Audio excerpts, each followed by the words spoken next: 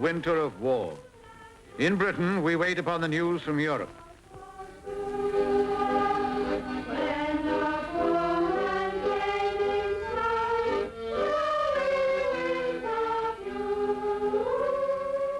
As our forces close in on Germany, the war correspondents go with them.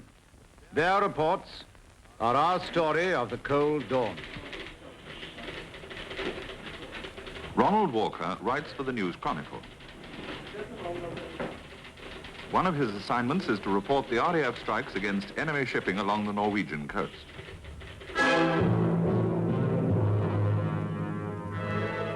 Often I attend the briefings, listening to the crews being given their final instructions for a new strike. That is the beginning of the story. The end you read in the communiques in the simple sentence, Beaufighters and Mosquitoes have sunk enemy merchant ships off the Norwegian coast. There, summed up, is the story of the operations of the squadrons which have continually hounded enemy ships moving along the Norwegian coast. These ships carry back to German factories precious iron ore and minerals from Norwegian mines, fish oil, and other supplies for Germany's ravenous war industries. The shortest distance between the coasts of Britain and Norway is between 300 and 400 miles. To find their targets, our aircraft, the historic Bows and Mozzies, have to fly there and back over hundreds of miles of open sea.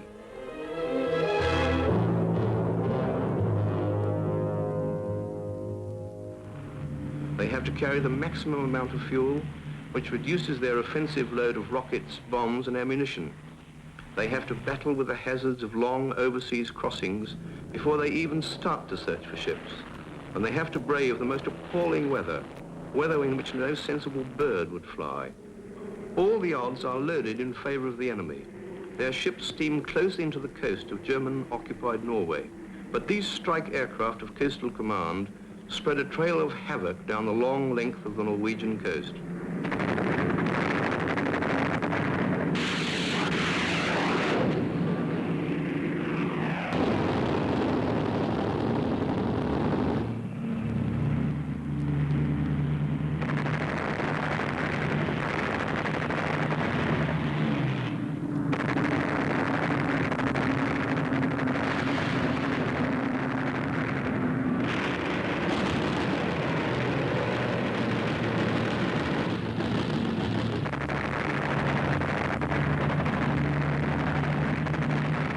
The RAF crews, led by Norwegian pilots of the Banff Wing, track down the ships.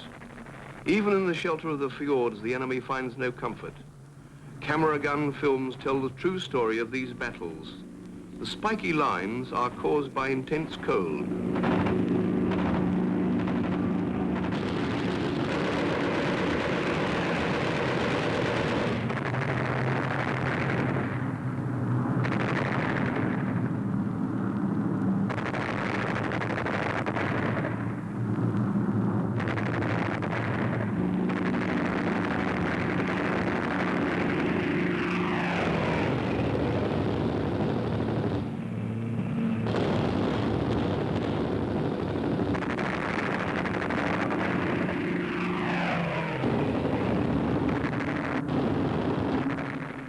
Tonight's communique will say again, Coastal Command attacked enemy ships off Norway.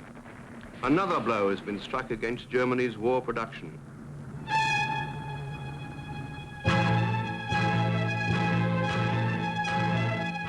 Other reports come in from other battles to build up the front page jigsaw of the war.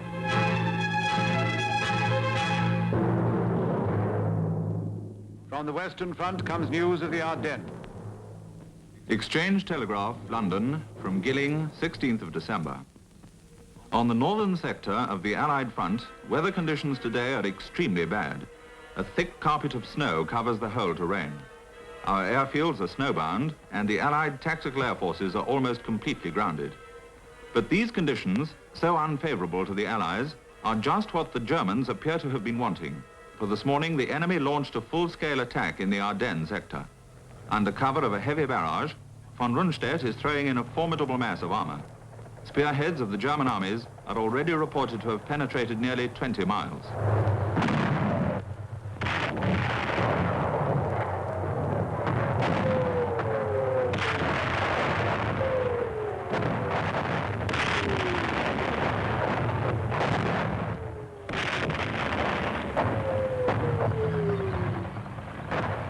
December 20th. So serious is the situation that Eisenhower has given Montgomery command of all Allied troops north of the breakthrough, and Allied bomber forces are called in to pound the enemy. RAF Lancasters, using the newest radar device, rain down thousands of tons of high explosive on the enemy forces.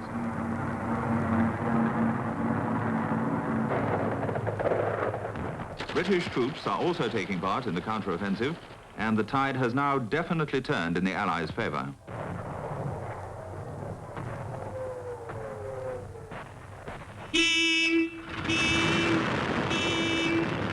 New Year's Day. The Luftwaffe is making a desperate bid to destroy the Allied tactical air forces, which are concentrated on airfields in Belgium and Holland. A scratch collection of over 800 aircraft has taken off from German airfields in the early morning.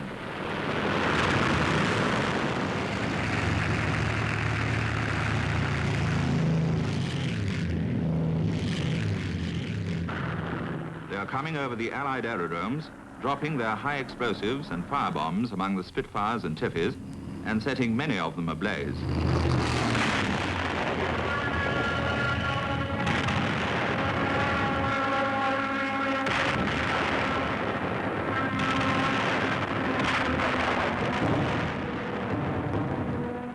The Agak defenses are taking a heavy toll of the enemy planes as they come diving in, and many more of the raiders are being pounced on by our fighters.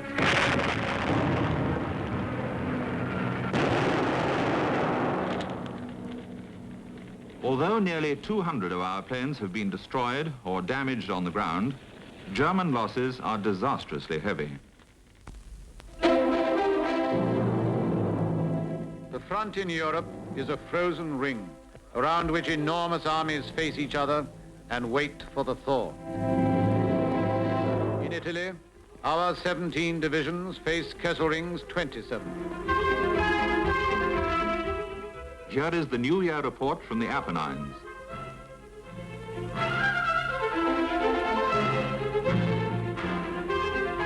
Hello, BBC. This is Godfrey Talbot reporting from Italy. This is my dispatch number 189 from the Italian front.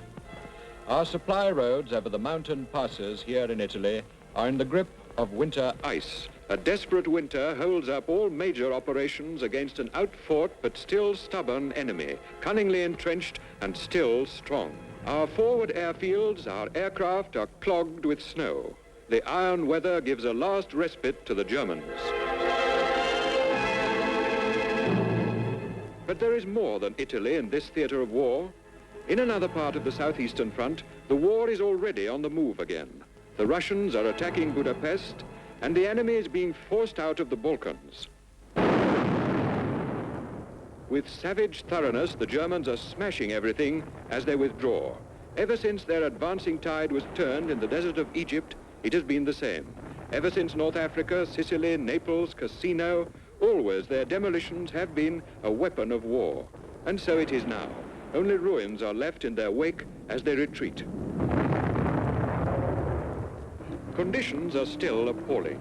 As winter drags towards the spring of 1945, snow turns to mud, seas of deep black mud that tug at the retreating German divisions as men and machines frantically plow and claw their way out. And then, as the enemy flounder in the floods of the great thaw, the aircraft of the Russians and our Balkan Air Force move to a crescendo of remorseless hammering.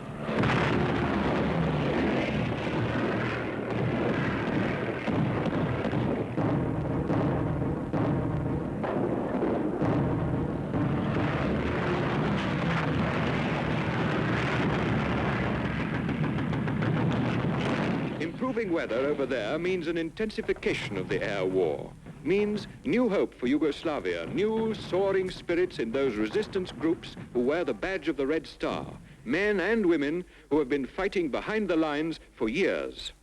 Now Yugoslavia's southern flank is safe. The Allies have returned to Greece.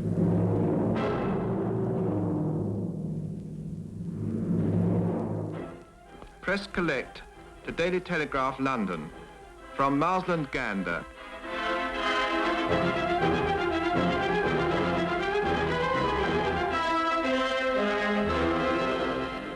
Land Forces Adriatic Thursday, stop. British troops back in Greece, stop. First landing craft with seaborne troops arrived, found usual routine invasion reversed. Airfield already operating, supplies being landed, stop. As vanguard liberating forces sweeps Athens wards, hurrying retreating Germans, more supplies pouring by sea air into stricken, terrorized country, stop. Containers drop decks air make glorious, joyful spectacle. Parachutes many colors billowing against azure sky, stop. Ill-fed children, saddest sight, seem dazed, handling sweets probably never seen before, stop.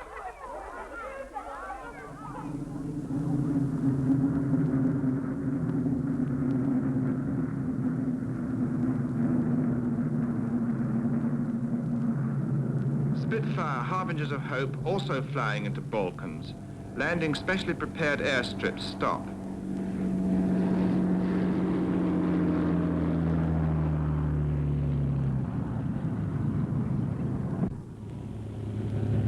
Greek and Yugoslav squadrons, thus newly equipped latest fighters, joining hunt harassed Germans who trying desperately pull out, stop.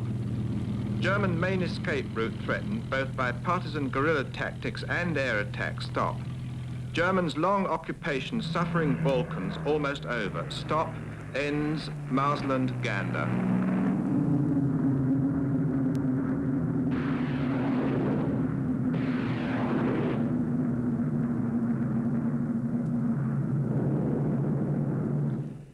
Now spring has come to Italy. Moving together, the Allied 8th and 5th Armies are pounding their way northward again, from the mountains to the cities of the Lombardy plain. The enemy's long-sustained resistance is cracking. British troops join forces with the Italian partisans of the north.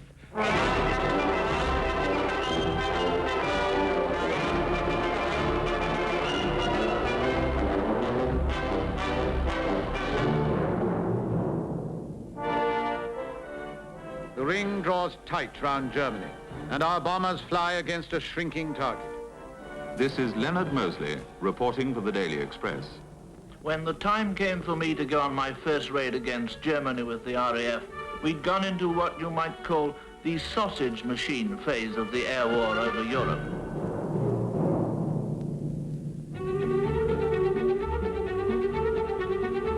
The air war had become a business, grim and dangerous, but still a business.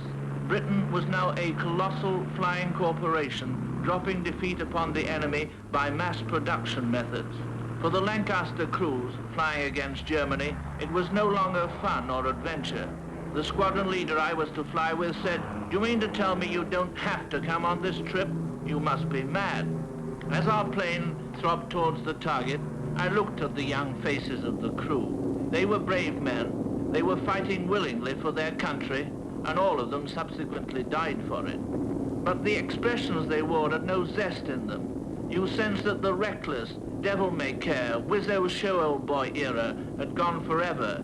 These flyers were still heroes, but now they were part of a deadly machine. The flak began to come up. The plane rocked violently as one of them burst near us. Suddenly, I at least felt not part of a machine, but very much alone.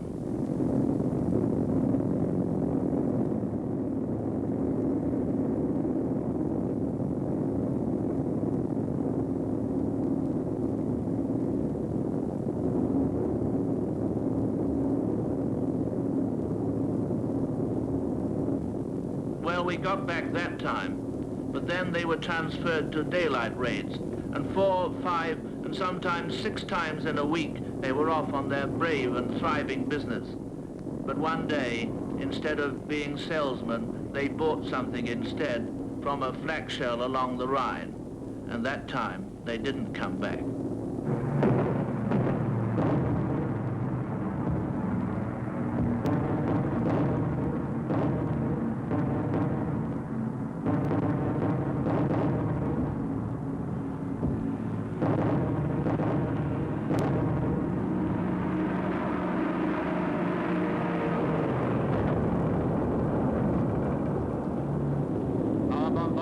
Goes on, deeper and deeper into Germany, until the enemy can hardly work or move or fight.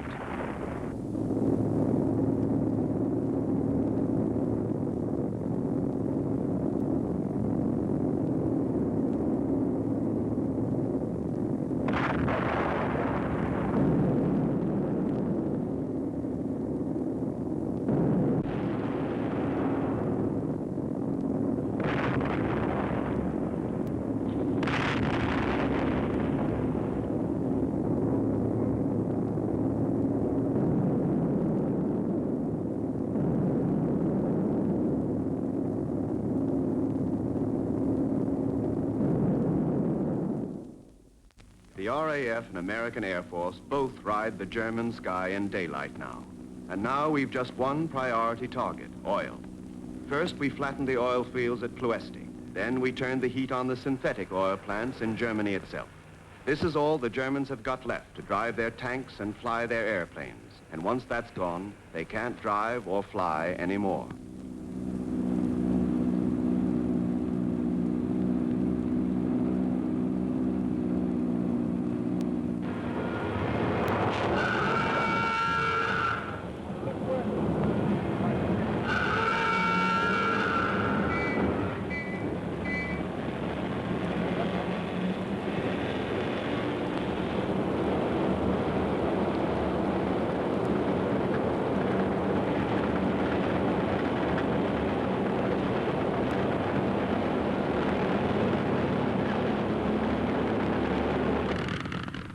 The Luftwaffe have around 1,500 fighters still in action. And although they're short of replacements and gas and good crews, they go on fighting to the end. And so do we.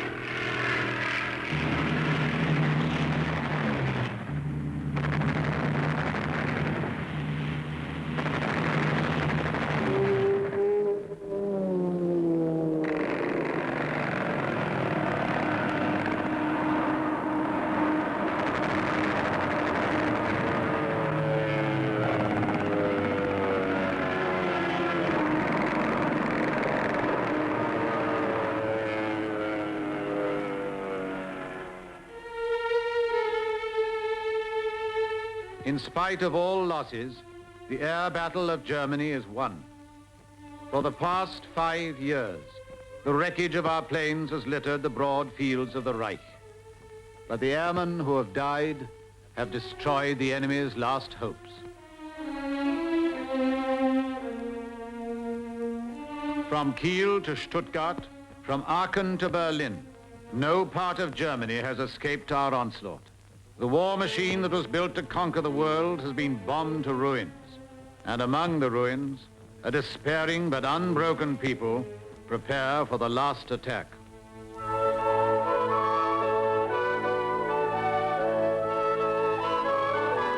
We shall not forget these months, handing in the uniforms of our men who have been killed to be given to others who will be killed soon. The English have a poem which says, "Thought shall be the harder, heart the keener, courage the greater as our might lessens." The English understood that in 1940, and now we understand it. We have chosen war, and we will not stop. We still have our old men, our boys, and our own hands to defend the fatherland.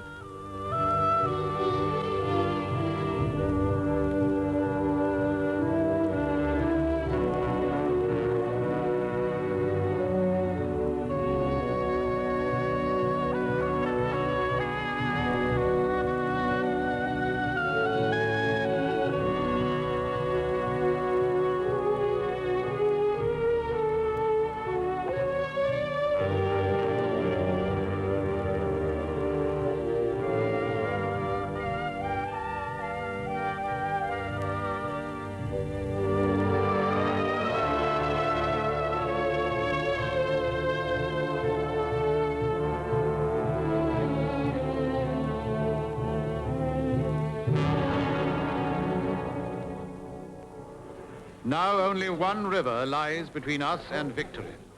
On March the 24th, 1945, British and American divisions prepare for the Rhine crossing. Winford Vaughan Thomas reporting. Monty's plan called for a tremendous ground assault and an airdrop to consolidate the bridgehead. I was on the ground, and I remember looking up to see the whole sky filled with the squadrons going over. And don't think the Germans were down and out yet by any means. Their ground defenses opened up, there was plenty of flak, and we had to pay a price for our crossing.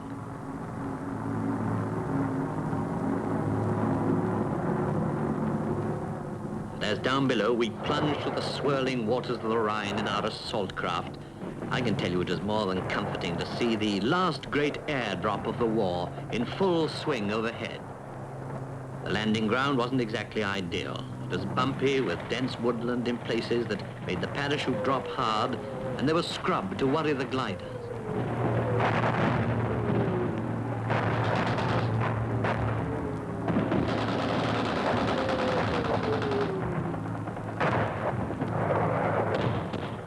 But at this stage of the war, the airborne troops had had a fantastic amount of hard experience behind them. They had the added satisfaction that at last they were fighting on German soil.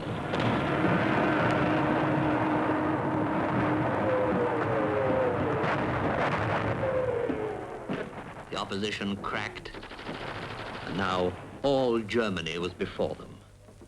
Richard Dimbleby went with them to see the last stages, so now come in, Richard Dimbleby.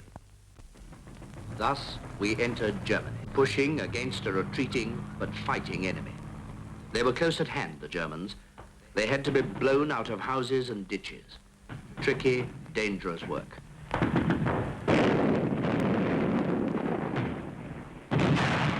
We thought we were getting near the end, but no one was sure. As long as Germany fights on, there's work for our soldiers and airmen together.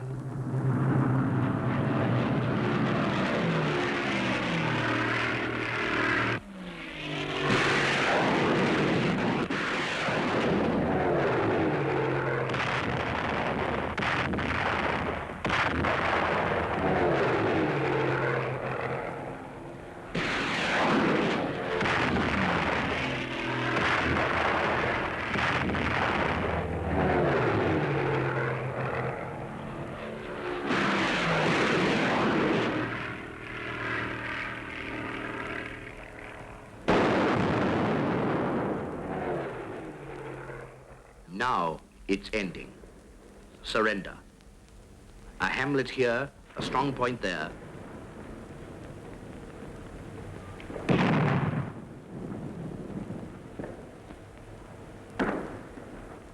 The crust of Germany cracking and peeling.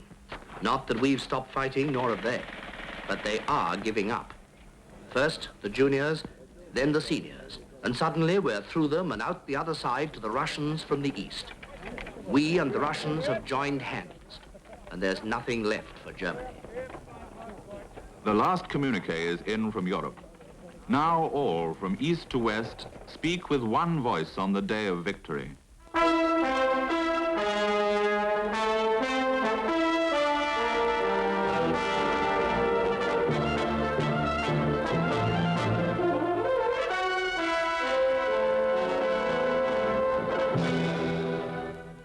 In every language of man, the headlines ring the changes, like bells sounding across the world that peace has come.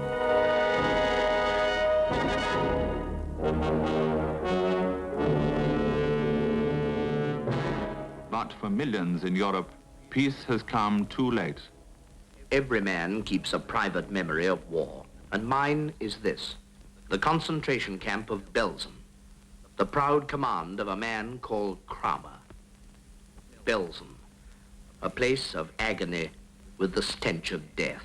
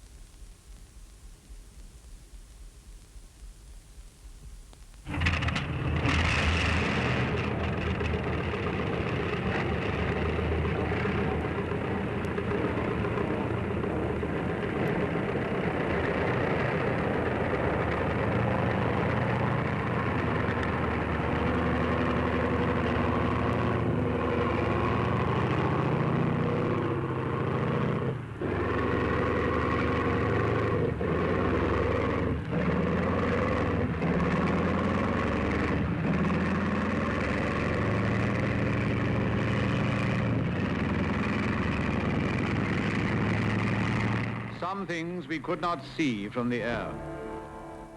But others we have seen and have destroyed. No more V weapons will be launched against England. After nearly 6 years of war, the sky is clean again. The cratered runways of German airfields are lifeless as the moon. In 1939, the Luftwaffe was a new and shining weapon in the hands of the German High Command. In 1940, the whole world was threatened by the swastika, the Stuka, and the bomb. In 1945, the Luftwaffe is a memory in a silent hangar. The cold dawn has broken. Adolf Hitler is dead, Reich Marshal Goering a prisoner.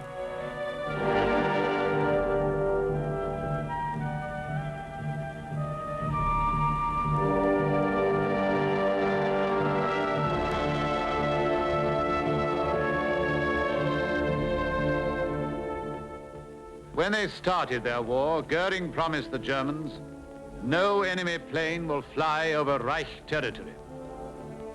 But a great deal has happened since then.